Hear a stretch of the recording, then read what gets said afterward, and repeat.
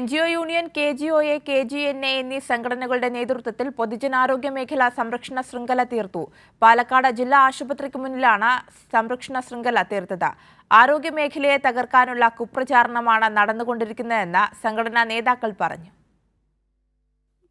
ആരോഗ്യമേഖല തകർക്കാനുള്ള ഗൂഢശ്രമത്തിനെതിരെയാണ് പൊതുജനാരോഗ്യ മേഖല സംരക്ഷണ ശൃംഖല പാലക്കാട് ജില്ലാ ആശുപത്രിക്ക് മുന്നിൽ സംഘടിപ്പിച്ചത്.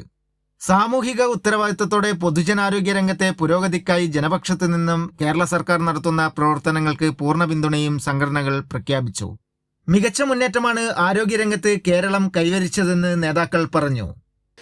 കേരളത്തിൻ്റെ പൊതുജനാരോഗ്യ മേഖലയിൽ സർക്കാർ കഴിഞ്ഞ 9 വർഷക്കാലമായി കൊണ്ടുവന്നിട്ടുള്ള വികസന പ്രവർത്തനങ്ങളെ ഉയർത്തിക്കാട്ടിക്കൊണ്ട് ആ പ്രവർത്തനങ്ങളെ ഉയർത്തുന്ന കുൽസിത ശക്തികൾക്കെതിരെ കടുത്ത പോരാട്ടം നടത്തുമെന്ന് പ്രഖ്യാപിച്ചുകൊണ്ടുള്ള ഒരു പ്രക്ഷോഭമാണ് ഇന്ന് സംസ്ഥാനത്തുടനീളമുള്ള പ്രക്ഷോഭത്തിൻ്റെ ഭാഗമായിട്ടാണ് ഇവിടെ ജില്ലയിൽ ഞങ്ങൾ പ്രക്ഷോഭം സംഘടിപ്പിച്ചിട്ടുള്ളത്.